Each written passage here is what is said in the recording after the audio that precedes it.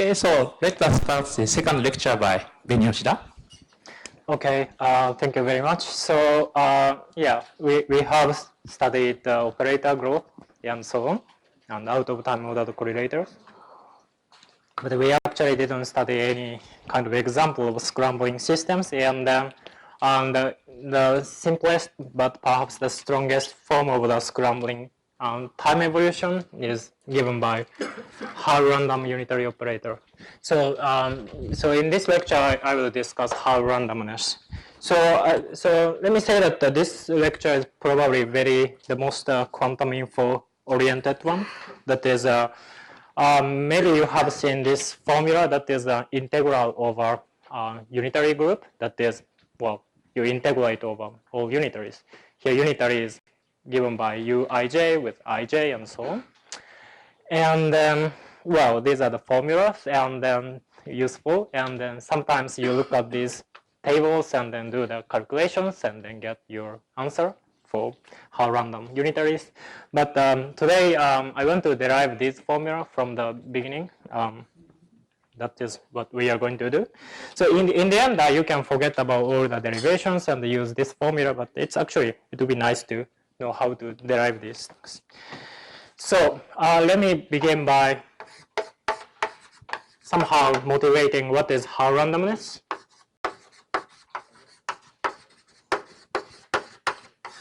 So Hall randomness appear in many different contexts of the physics, but very roughly speaking, let's imagine that you have n-qubit Hilbert space.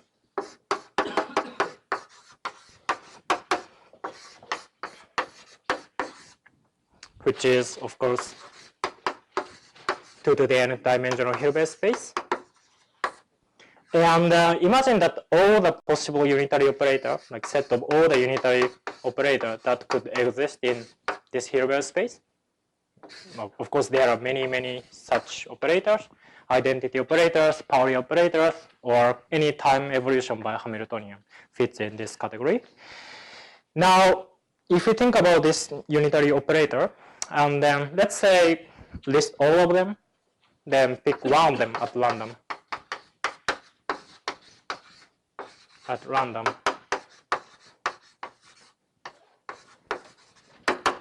Then that's essentially, well, intuitively what we mean by Hall randomness. You want to imagine all the possible unitary operators and pick one of them at random. And the reason why this is kind of important is that we can usually deduce the property of summarizing systems and scrambling system by using this Hall random unitary operators. That is, of course, we don't think that the actual universe or our world is evolving under Hall random unitary operators, but lots of good intuitions about the physics behind this summarizing system can be studied by using Hall random unitary operators. Now, I said that the pick one at random, but this is, of course, not mathematically well-defined. Unitary group is continuum, so we need to put probability distributions. So the way we put probability distribution uniformly over the unitary group is the Hall randomness. And then this formula I just wrote down is the consequence of this uniform measure over the unitary group. That is, if you put the proper measure over the unitary group, the uniform measure, yeah, you will be getting this. So the first formula just tells you that this is interpreted as probability distributions and so on. Now, before defining this Hall randomness, perhaps I can mention one kind of important result. that is often quoted in the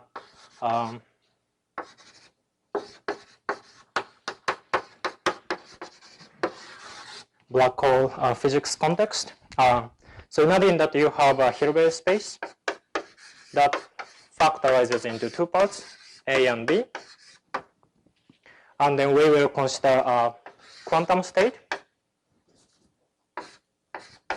psi, which is actually a random state that is obtained by applying unitary operator into some particular product state. Since U is a random unitary operator, your initial state 0, 0 or 1, 1, it doesn't matter, but we can formally define this way. So imagine that you have a random quantum state. Then turns out the following will be true.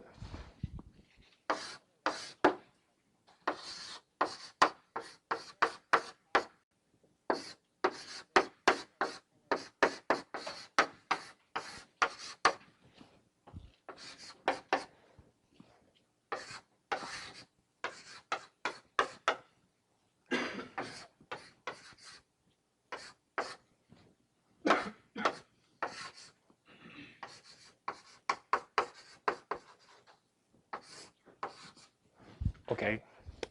So, yeah, well, what does this mean? So, here we are interested in the rho A, that is a reduced density matrix of subregion, subsystem A. And then we are asking whether it looks maximally mixed or not. So this is a maximally mixed state. So we compute kind of the distance between these two states. And then this is a particular thing which is called one norm, but I'm not going to go into details of the definition of norms. And for particular state, we can compute this distance and then on average. So on average, we are interested in how different this rho A and the maximally mixed state is. That is what we are looking at on left-hand side. And then this quantity is upper bounded by the following number. This is the Hilbert space size of the subsystem. And then this. So when B is much, much larger than A, that is, let's say this is the total Hilbert space, then this result says that A is thermal or random. That means that since this whole system has a pure state, A should be entangled maximally with some subspace of B. That is what this is saying. And then famously, Page used this result to study property or study a certain thought experiment of the evaporating black holes and so on. Okay. But this is a very important result, which says that local random subsystems should look random. And then basically what we want to do is by deriving this formula, especially the third one, we try to sort of get this result. Yeah. I mean, in the end, you can just use this formula to derive this, but I think it would be nice to know how to derive these things. Now, in order to derive this Haar integral average over unitary operators, we need a kind of formal definition of Haar randomness. But I will not be as rigorous as mathematicians would be, but I want to at least tell you what would be the definition. So Haar measure, or a uniform measure over the unitary operator, is actually a unique probability distribution that could be considered over the unitary group probability measure. That is both left and right invariant.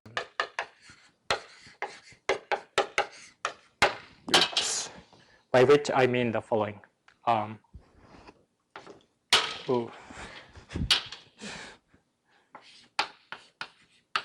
Let's consider some function of u, unitary operator u, and then consider integral like this. So this function, you could imagine that it's like a u or u square or u3 and some function, and integral over unitary operator. And if this is a proper uniform measure over the unitary group, it should satisfy the following.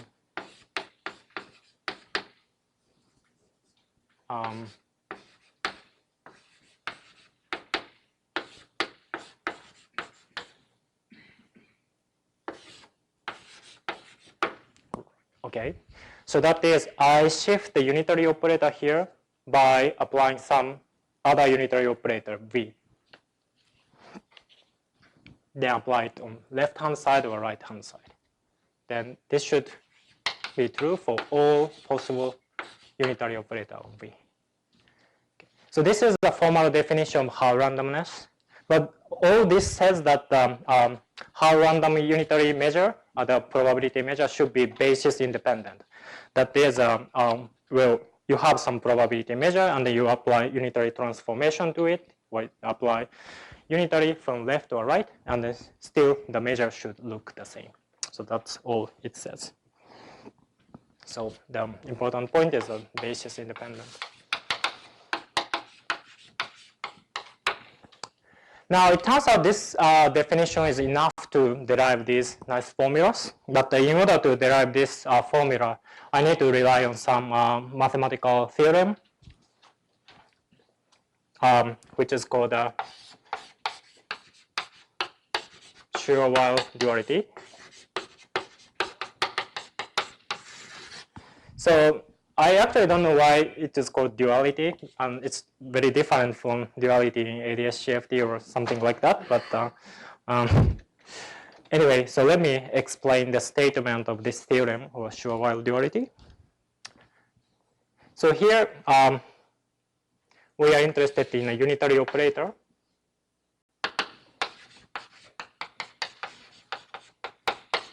acting on some single Hilbert space H, which contained n qubits. But in order to study Hall randomness, it turns out that we should consider the so-called replica, or the copy of the Hilbert space. So let's consider k replicas or copies.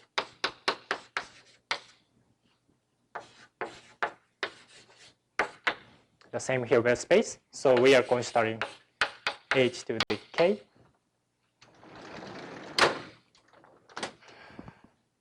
So graphically, this could be written in the following way.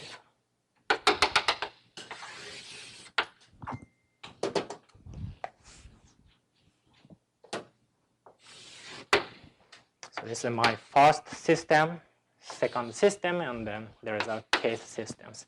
And then each box, well, each Hilbert space has n qubits. Right? So n qubits. And then there's a tensor product. So I just copied my Hilbert space k times. That's all I did. Now, I'm going to consider some operator v that is again a tensor product over k copies. So v is a unitary operator acting on each Hilbert space. But I just repeat them many times. So v acts the same way. Now the statement of this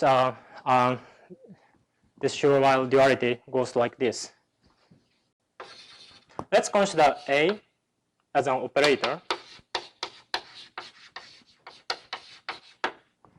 And well, if you are thinking about infinite systems, then you need to be careful, and then this should be replaced by algebra satisfying certain properties. But this, we are interested in finite systems, so just operator is fine.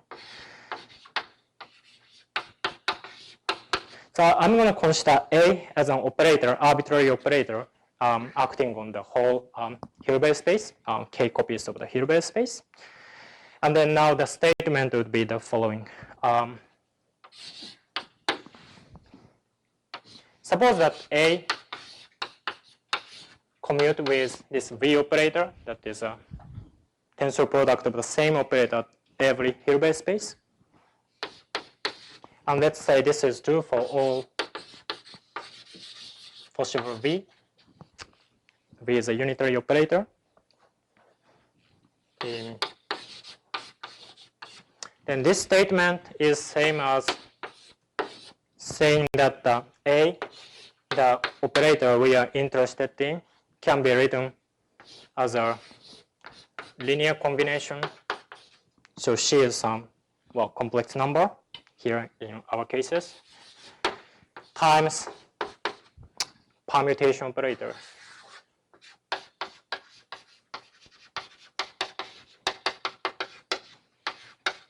Okay.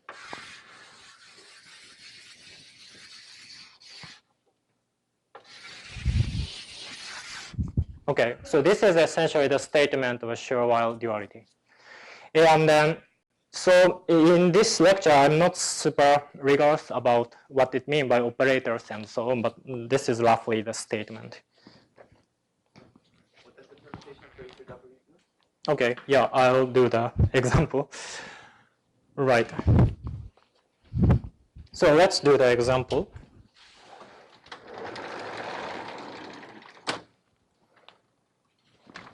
So, so let me actually first mention that this arrow going in this direction is very obvious. This direction is not obvious.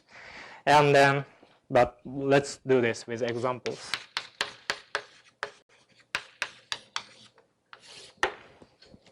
So just for simplicity, let's consider the case where k is equals to 2. So there are just 2 copies of the Hilbert space. And then now, what these permutation operators do. If there are 2 Hilbert spaces, there are 2 possible permutations you can think about. That is identity and swap. Identity operator, identity permutation operator does this trivial thing. That is, if you have Hilbert space 1, it stays to Hilbert space 1, 2, and 2. Swap does this. That is, if you apply this unitary operator, all the quantum states of first Hilbert space goes to second, and the second goes to 1. Okay. So this is the example. And then if you have k equals to 3 and 4, then basically you can, do something like that. Yeah. Right. So this is what we mean by permutation operator. So permutation operator, this pi element comes from, of course, the permutation group and the SK, but that is just, yeah. Anyway, so this is the example. But now let us look if this theorem looks reasonable or not. So let us look at this direction from right to left. So let's assume that A, my operator, is written in terms of permutation operators. Let's say, just even for simplicity, let's say my A is just written in terms of a swap operator. Then you see that, well, this swap operator should commute with V, no matter what V is. The reason is, well, this is the original operator V, then swap does this, right? Which is still V. Or you could apply swap operator from this side, and then still V. So they are the same, so they should commute. So it's kind of obvious, right? So this is the example when k is equals to 2, but when k is some large number, 3 or 4 or bigger numbers, still permutation operators commute with tensor product of V operators. Now, what about the opposite direction? Well, then, yeah, commuting with all v, and then somehow it tells you that it should be written as a linear combination of permutation operators.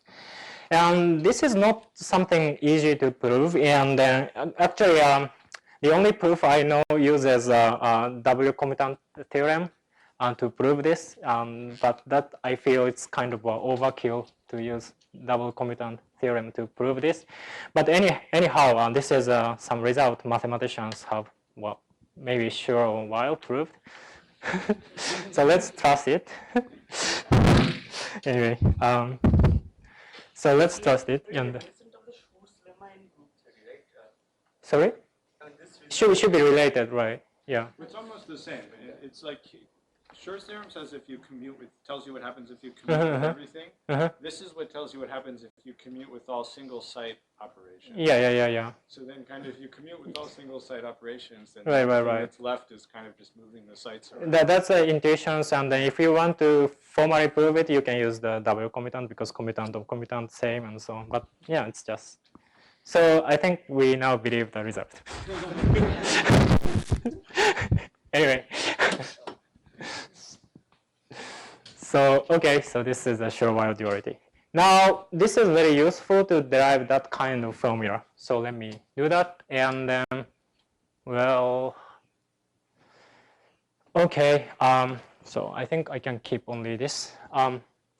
In order to do that, I need to define something called a k-fold channel. I use this word channel because this can be viewed as some quantum channel, but the object itself is pretty well defined. This is a map from the operator to some operator in this Hilbert space h to the k. This will be defined in the following way.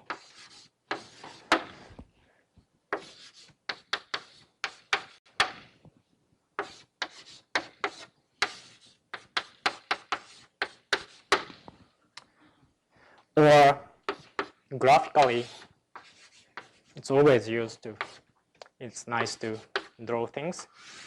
So A is the operator acting on h to the k.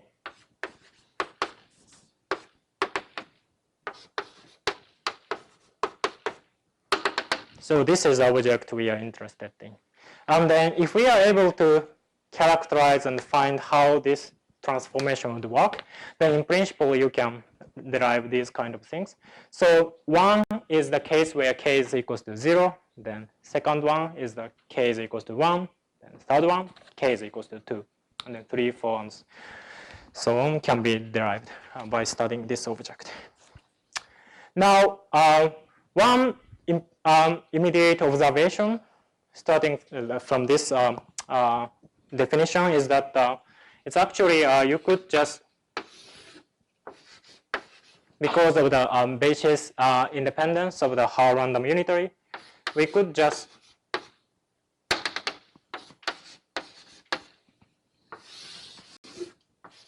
do this.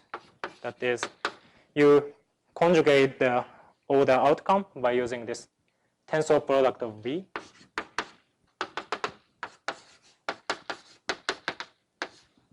Okay, then they must be the same because this is Haar. So by the definition of Haar randomness, this must be the case. So this essentially tells you that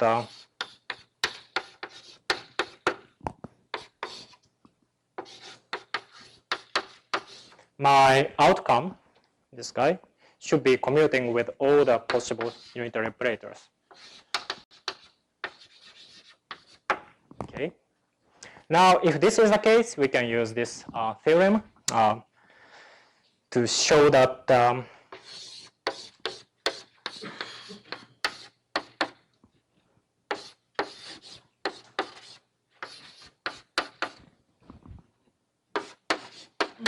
this guy is some number, and this is operator. Let me just put hat to make sure that this is an operator. Okay, so kind of nice formula, but it's a bit far away from that formula. So all we need to do now is to determine this coefficient. Now, I think this example is obvious. So let me just erase it, or maybe, yeah.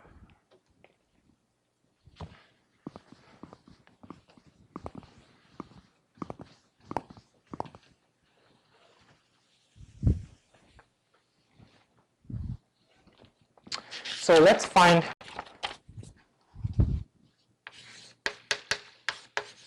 this coefficient. In order to do this, first I'm gonna, let's say, equation 1.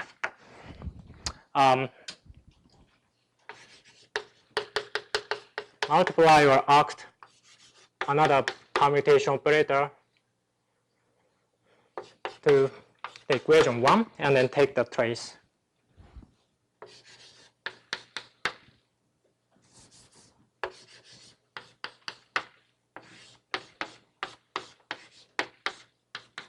So this is equals to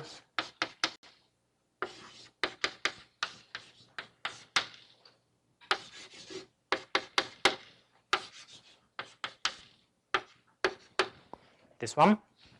Now let's take the trace.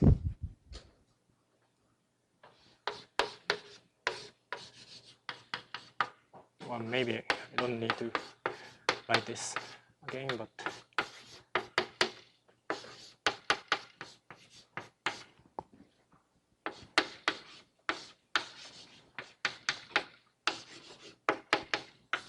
okay. Now, given this form, now you have this trace which gives you a bunch of coefficients. Now, let us define this object, the trace of the product of the two permutation operators, as a matrix. I call it J, pi prime and pi, where both pi and pi prime comes from the permutation group.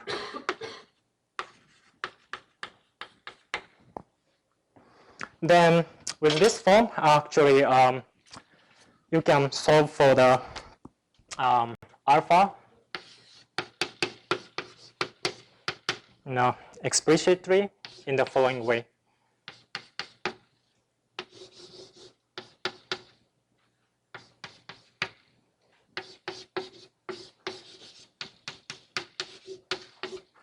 Where just this M is the inverse matrix of J. Okay.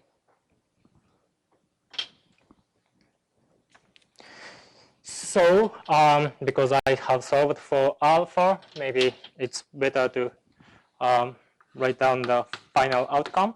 Well, I haven't computed M, but we can get some nice formula for her.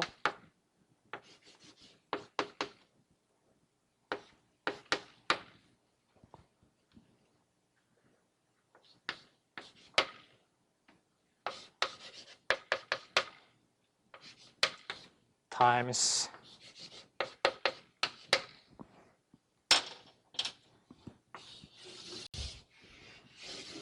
okay, so this is a formula you get.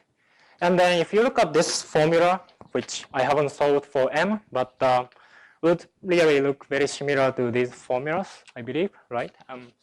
So we are getting closer. Now the rest is pretty easy. What we need to do is we need to find this matrix, and then let me do it explicitly.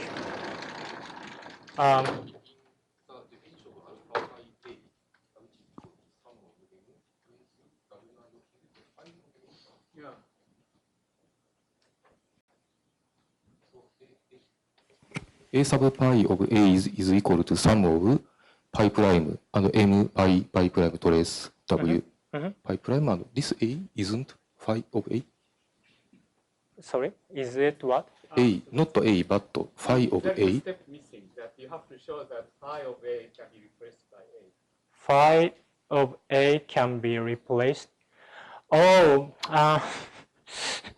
Yeah, and then in order to do that, yeah, actually, in order to do that, you need to use the sure while duality one more time, and yeah. Then sorry, yes. Yeah, there's one step I skipped, and yeah. Then it's actually related. So in this sense, I'm only using a left invariance, and then in order to skip this the step, you actually need to use the right invariance. Thank you. Anyway, yeah, that's in order to be rigorous, and so first you need to observe that this is a linear function of A, and then linear function of A can be always written like some operators C times A, and then you solve for, then you can show that this should be written as a permutation operator and so on.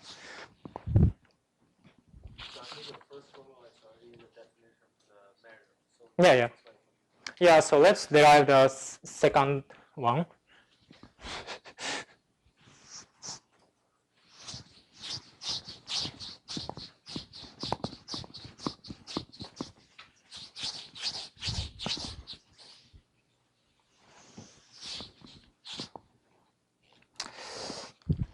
So now, yeah, in order to derive the formula, we need to find the first J. So when K equals to 1, then there's only one permutation operator, which is identity. And then trace of identity operator is, of course, equals to D. So this is my J pi. So M will be 1 over D. And then if you substitute 1 over D to that formula, then essentially you will get the second equation. And then 1 over D is coming from this. Then you can actually carefully check that this is the case. Now, when K is equals to 2, well, let me first, it's actually kind of for generic K,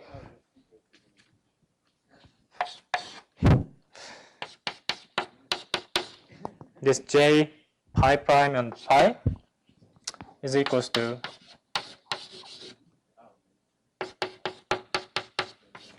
this thing, just a multiplication of two permutation operators.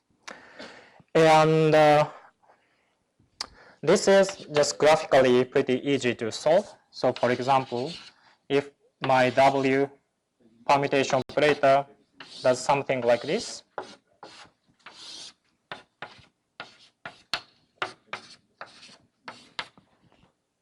yeah, 1, 2, 3, 4. So in this case, just exchanging 2 and 3. Then taking the trace of this operator is essentially connecting these lines and then summing over all these. But you see that these 2 and 3 are connected, so it gives you only one contribution to the trace. So that is, there's one loop contributions and then loop. So this would be D to D3. So the point of this observation is that this trace of this quantity is just related to D to the number of loop in this product of the pi, kind of, well, it's just the same, but anyway. Yeah. Now with this observation in mind, we can find this J matrix for the K equals to 2 case.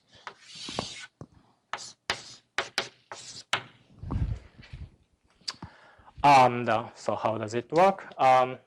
Well, J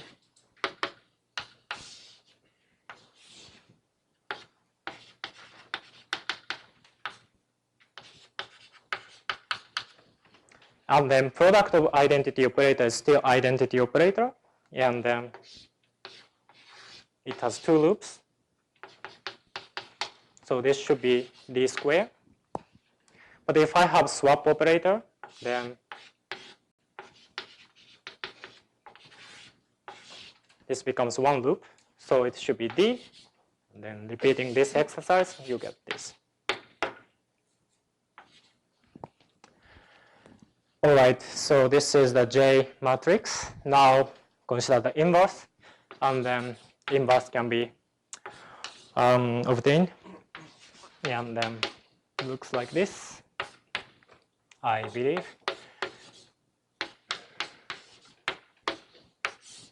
Okay, so you can check that, well, yeah, it looks all right. So J times M is equals to identity operator. So basically what you need to do is just insert this equation or this expression into this formula. And then there's a 1 over d squared minus 1, that is you're seeing there. And then all these contributions have extra d sign with minus, extra d, 1 over d, and the minus sign. So these are the things. So you could actually explicitly transform this guy into that expressions, but well, I'm not going to do that, but this is how you can derive Howard integral formula. Now, k equals to 2 is simple because there are 2 elements in the permutation group. When k is equal to 3, there will be 6 elements. So you would be diagonalizing, or no, so taking the inverse of the 6 by 6 matrix, and then that's not that's a bit complicated, but in principle you could do that. And well, actually there are many other methods to do the inverse. But this is, you can derive this Howard integral formula. Now, I don't know what's the time. Good. Okay. So now,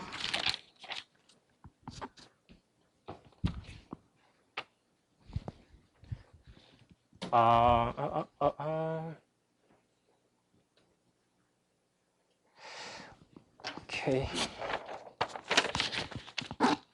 Now,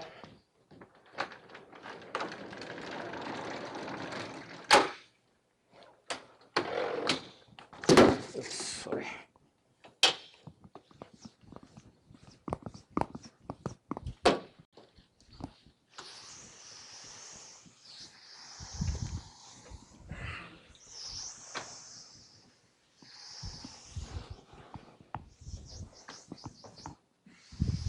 Now, finally, we want to derive this result that the subsystem should look random. And in order to do that, maybe it's better to explicitly write down this formula in a graphical manner. So this was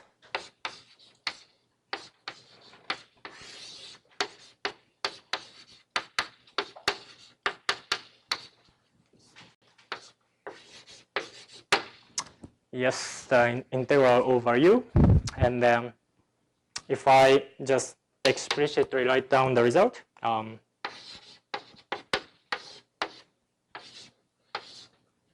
first, second, and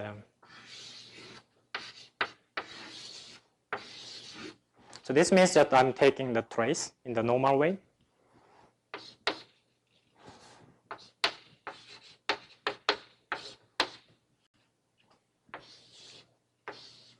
There's another contribution which comes from taking both pi prime and pi to be swap operator. That is this guy, it's a swap operator. Then when we take the trace, we need to insert swap operator. So looks like this. So this is another contributions. And there's one more contribution. Oh no, sorry, 2 more. And that is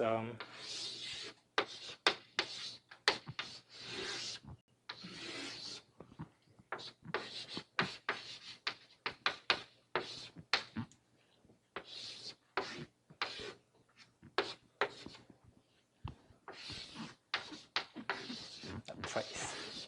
Okay, so just to make sure that this is same as,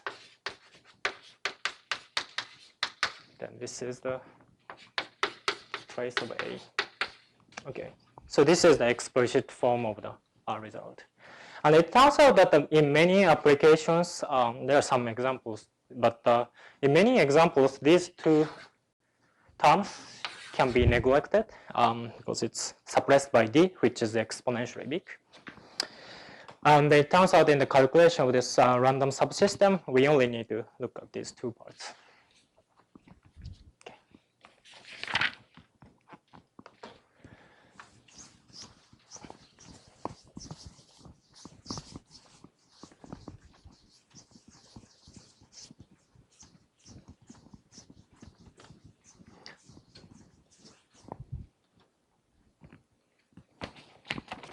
Now let's do the random subsystem result. Again, random subsystem.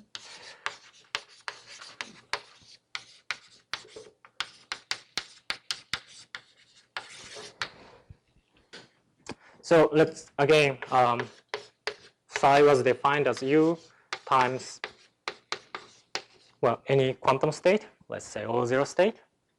So I'm defining rho as this.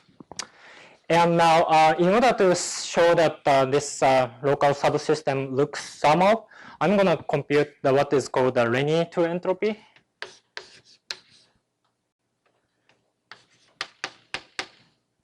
It's actually, I forgot where I should put it here.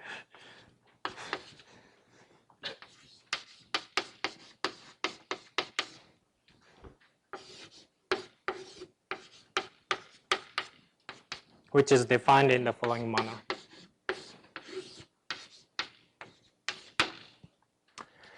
And the point is that this Rényi-2 entropy, well, very roughly in many systems, it's qualitatively behave in a similar way as a von Neumann entropy. Of course, there are some subtle differences. And the point is that when the system is maximally mixed, this Rényi-2 entropy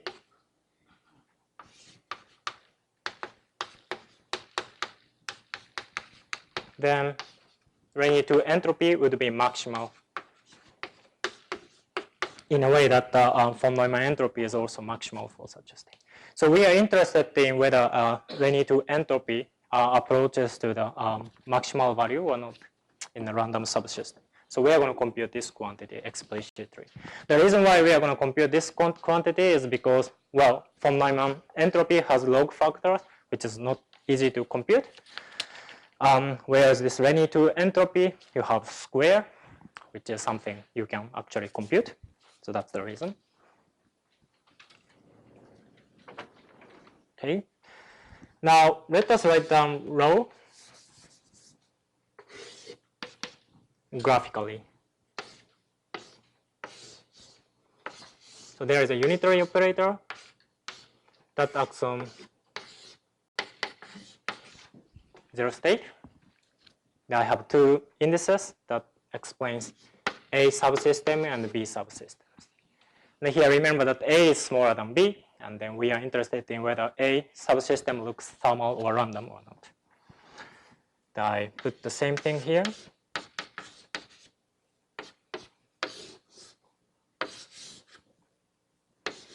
So U and U. This is just a graphical representation of this thing. Okay. Now, given this form, you can find rho A.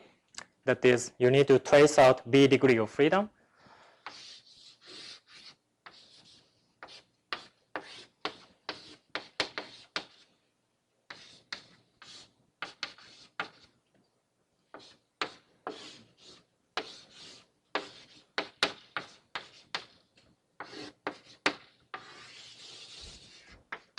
Well, this can be done by, of course, tracing out. By tracing out, I mean that we identify the states on B and B, in and out. So this line. Okay. So this is like a graphical representation of the reduced density matrix.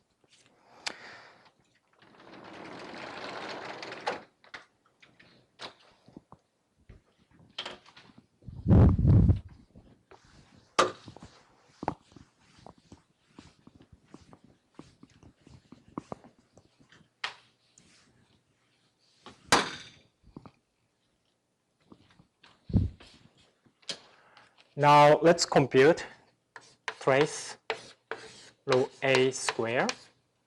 And square of row A can be easily computed by putting this same figure twice. So let me do it.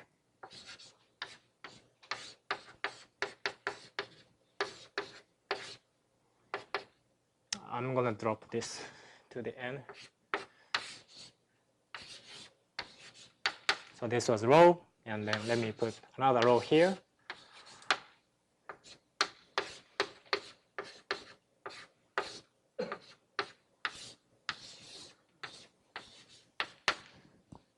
Okay, and then we should have put trace of B first. So this was row A, and then now I connect these two lines.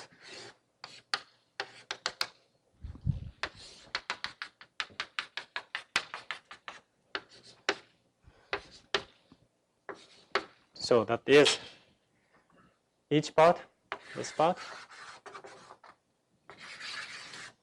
was row A, right? So I put 2 row A, squared it, and I took the trace over A. So that is what's done. Now, finally, we can just use that formula. And then, well, that's actually, in doing this formula, I even, let's say, neglect this one, because it's small anyway. Now, the first term gives me, actually, I'm not sure if I can do this very nicely. So with the first term, always have 1 over d square contributions. Then now, I need to take the trace of this inner thing. So that is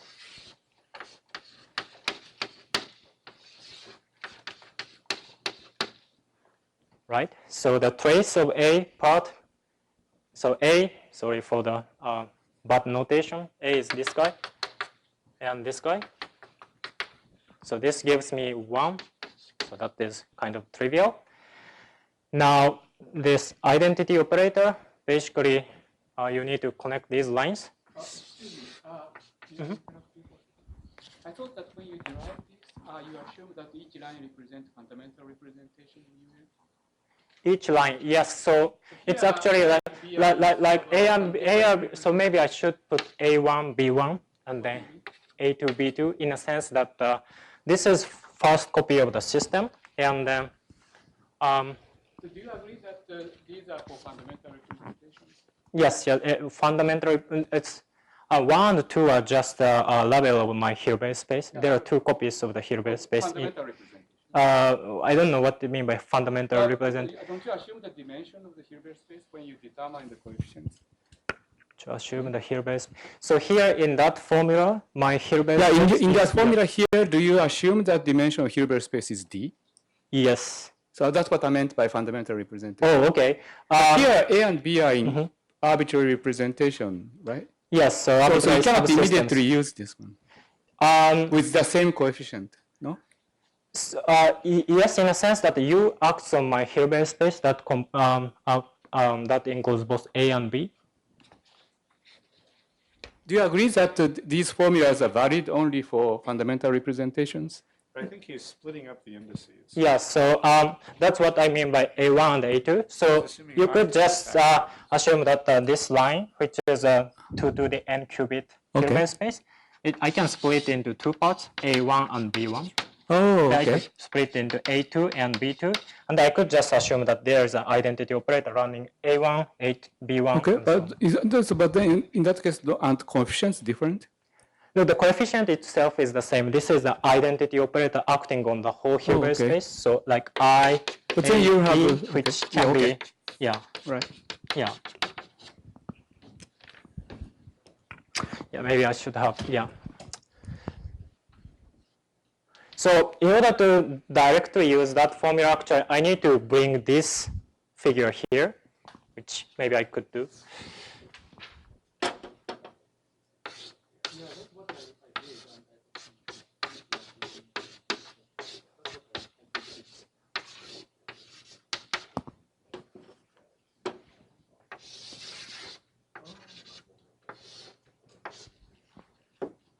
So let me just erase this.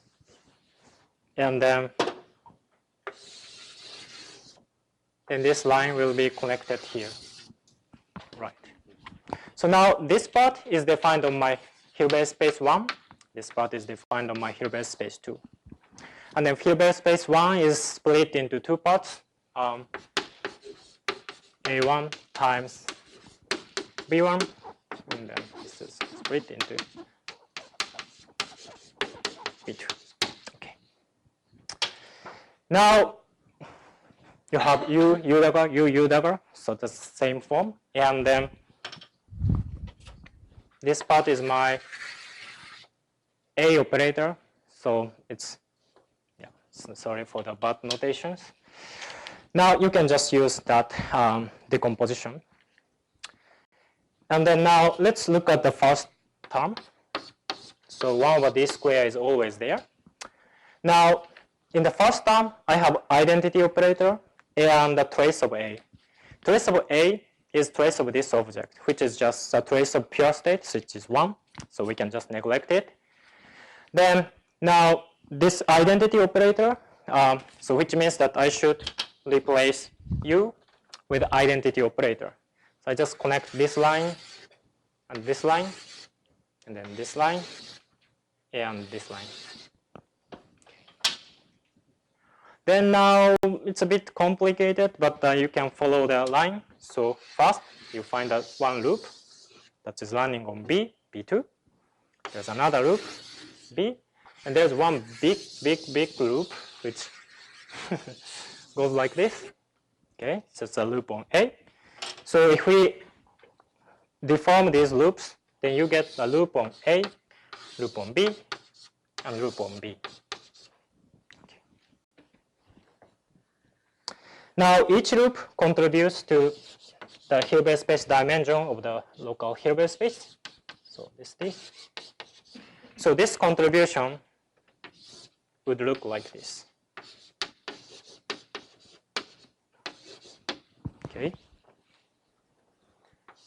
Now you need to do the other diagram, and then, well, I'm not going to do that explicitly, except saying that you essentially need. What's D?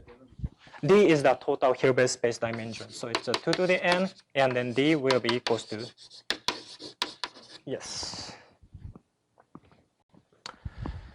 So you need to use this formula for the second term, and then do the same same calculations. But the point is that swap operator is inserted exactly one time, there and there. So it turns out the result is just a swap of A and B.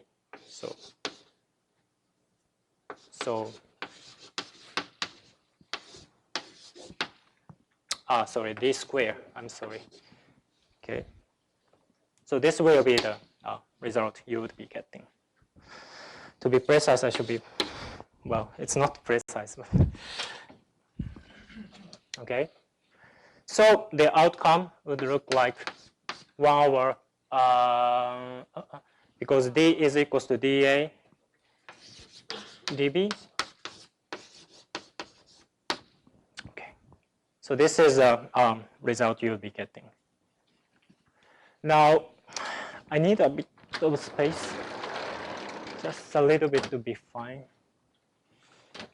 So what I have derived so far is that rho A square, a trace, is roughly equals to dA, 1 over dA, and 1 over dB.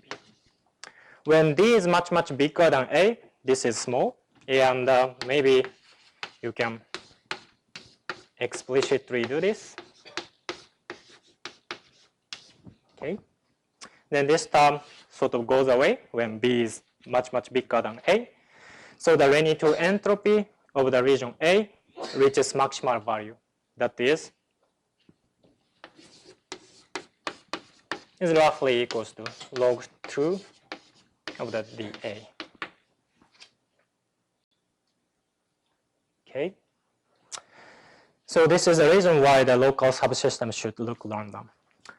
Now, just a side comment that this derivation and that bound on the one norm, that looks a little bit different, especially namely that I have a kind of linear function about dA over dB, whereas in that you have square root, and that's actually coming from the you need to convert. So this method allows me to bound the two norm, but that is one norm quantity, so you need to do some trick. But other than that, by using this result, you can actually, with a little bit of work, you can derive that random subsystem result. Okay. Okay, so now it's almost the end of the lecture. So let me, since I'm not teaching later today, so you have time to work on probably some homework or whatever. So let me just give you a program. So A, B, these are some operators that is acting on the Hilbert space, and then we will compute the out of time ordered correlation functions. But here, your time evolution is given by this Haar random unitary operator. So then I can do the Haar integral. Then, so this is out of time ordered correlators, and then if we time evolve the system by random unitary, which would be probably the most scrambling unitary that you could think about, then it turns out that this expression can be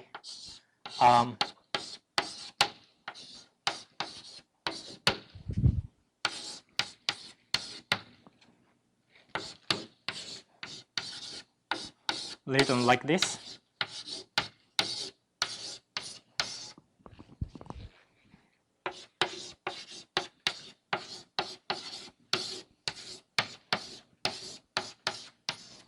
Where this expectation value with respect to this operator O is just simply defined in the following way. So you should be able to derive this formula by using that thing. And then, well, that is a kind of homework problem. But the point is that if we pick A, B, C, D to be Pauli operators, and then most of the time, it's actually all the time disappears. So if you time evolve the system under Haar random unitary operators, then right-hand side should be 0 or close to 0. This means that Haar random unitary is actually a good scrambler, which spread the support of the operator in a very big system or to the whole system. Okay, anyway, so you can drive this. Okay, anyway, thank you very much. Thank you very much. So it's time for question. Maybe we can have maybe 5 minutes or so for question time. Any question? Yeah.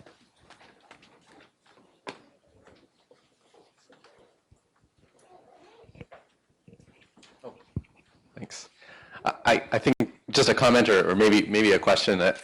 So I think particle physicists would have described this derivation by saying that somehow we know that if you have an invariant tensor of the unitary group, then it has to be built from these deltas. So I guess that's what you proved essentially. Yeah. And then you would, I think we would have just written down sort of all combinations of deltas and taken various traces and things. But yeah. So in principle, when you want to do this calculation, you can just look up this table. But it is nice to know. But the thing you proved, I think, is a statement about invariance of the unitary. Oh yeah. So right. So it's invariance of the unitary is left and right invariance. Yes. Any question? If you replace the random unitary with the random Hamiltonian, in the long time limit, we will get the same conclusion at this. Oh, I see. By random Hamiltonian, you just mean, is it like with H sample from like GUE or GUE? random matrix. Yeah, it must be the same. Yeah. No? Like e to the GUE isn't part random. But like type two. Well, this auto. Yeah, that's but Yeah. not all things. Right. Any more question?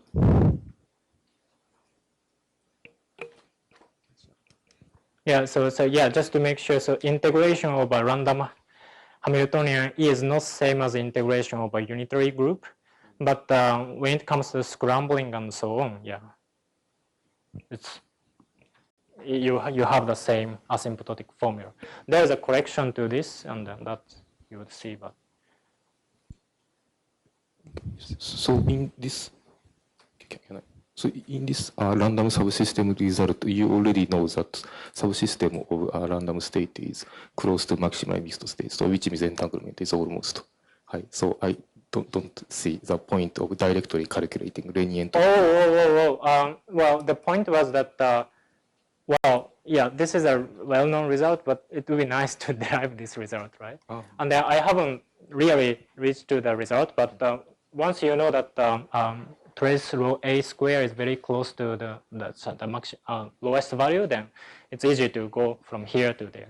So. Okay. And in your previous lecture, you said you will mention later, but you didn't mention. So just Should I mention what? Sorry. So you said you will mention later, but you didn't mention. So just I want to ask if you don't mind. So in the motivation of OTOC is just you want to see the difference between V0 and time evolved V0, and to quantify distance you use the Schmidt inner product.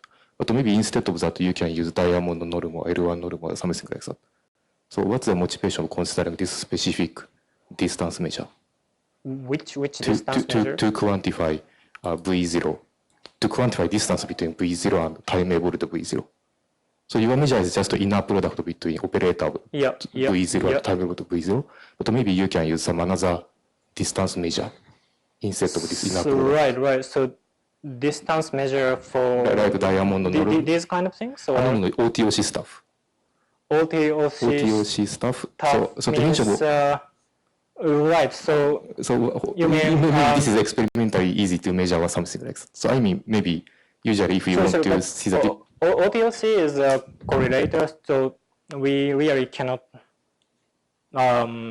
introduce measure. That is, you could, let's say that you compute this OTOC function for some ensemble of unitaries or quantum channel, and then like you are given two ensembles of channels and then compare the OTOC values and then compare the distance and then look at diamond norm and so on. That would be, yeah, of course, well-defined questions. But I think the basic philosophy behind studies of OTOC and operator growth is that we are interested in a typical state, not the atypical state. So I think like a two norm is more like better suited quantity to study. So I have a question about your final part. Can we generalize this to any linear entropy and take a von Neumann entropy? In that case, this correction takes similar form? So I myself haven't done this calculation for Renyi 3, 4, and so on, but I believe that it's probably possible. And but if we want to just compute von Neumann entropy, in a non-rigorous manner, we can just expand the log of the rho A with like 1 plus rho A. Then we can just do the calculations, and then we get the good form of the. I always go to flat spectrum. Flat spectrum. Equivalent to all linear entropy is given by 1 over. Yeah, so the correction is slightly different if I remember correctly. So here is a linear correction, whereas I believe that if you go to the this type of correction, I believe that there was like 2 or something here, but I don't really remember. But the only coefficient. Yeah. I think that row is like the Catalan nodes. The correction is like. Correction to what? Oh yeah, correction to the maximal value. Right. Yeah. I see. Yeah, I think my student, my undergrad, Sam Luthoiser, who might be here, computed all these Rennies for the different subsystems. If you there's some explicit formula with a hypergeometric I see, I function. see. Thank you very much. Yeah, that's excellent. Yeah, so but it's, yeah, so the correction should be related to cut-on number, right? Yeah, nice combinatorics behind this. Very nice. Oh, any more question? Okay, so if not, let's Benny again. So we will have another lecture tomorrow by Lenny in the morning. And so now we're going to, we will have this lunch time, but I want to show the locations for those who are not familiar with YITP. 1から。PC1 かな PC So we will come back at 2 p.m. here for workshop. And just I wanted to show for those who are not familiar with. So we are here, we are this Yukawa Hall, and you can walk down this way, and there is a university cafeteria. So of course you can go outside, but this is a very simple option, so you can find some many seats. And also one more the announcement that tomorrow is a university holiday, so this lunch of this restaurant is not available. So tomorrow we have to go outside anyway.